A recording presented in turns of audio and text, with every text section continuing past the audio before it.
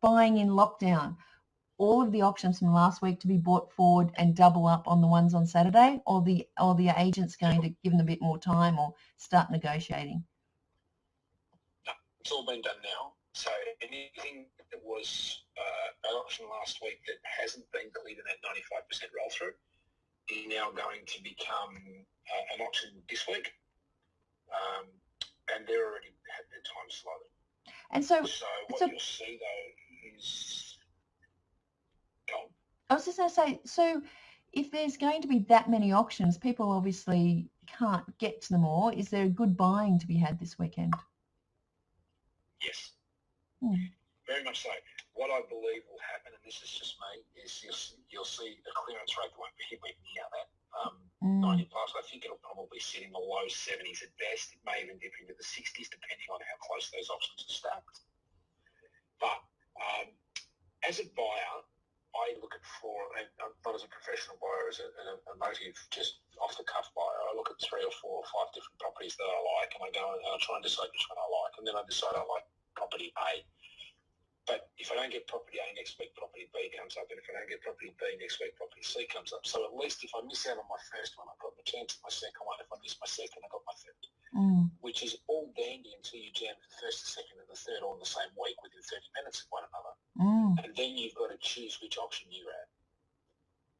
So we've had a 2-week squeeze where we're going to see not effectively a doubling of auctions because we've had some clearances, but you might see an extra 50% of auctions or 40% of auctions that will show up on that Saturday, and there'll be 30-minute gaps between the one that you want and your second choice.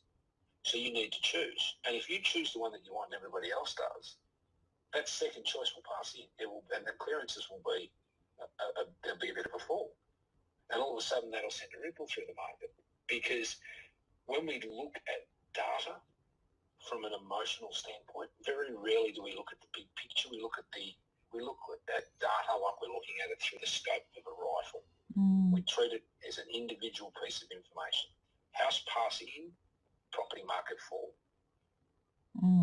But it's not like that. House passing because of COVID restrictions, inability to access, run it over a 2 or 3 week period, and all of a sudden it's so much a market fall. It's just a glitch in the market based on unnatural circumstances. And I think, of any market in Australia, Melbourne's the one obviously with the most lockdown experience and repeated lockdown experience that is showing those glitches, and hence why I think looking at the data is really, it's not dangerous, but you have to look at through the lens of the time that we're living in now.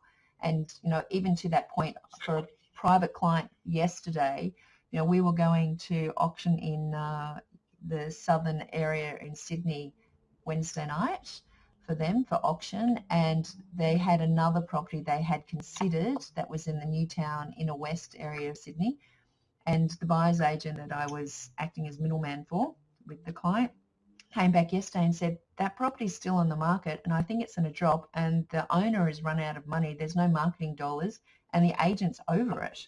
Shall we go in with an offer? And so we had that plan A, plan B, which was today we went in with an offer, and if it doesn't work out, we've still got the auction tomorrow night. So, I think that always having, and it's one of the things I teach, having the multiple offers on multiple properties as well, so that you do have, because it's a non-emotional buy and it's a investment buy, and you're trying to put some rigor and some numbers around what's happening. It's about anticipating what is happening and then putting in an offer or coming up with a purchasing strategy that's going to secure you the property, that's going to get you to your goals in the shortest period of time. Because the longer we wait in this weird market, the more frenzy I think it's going to get. It will.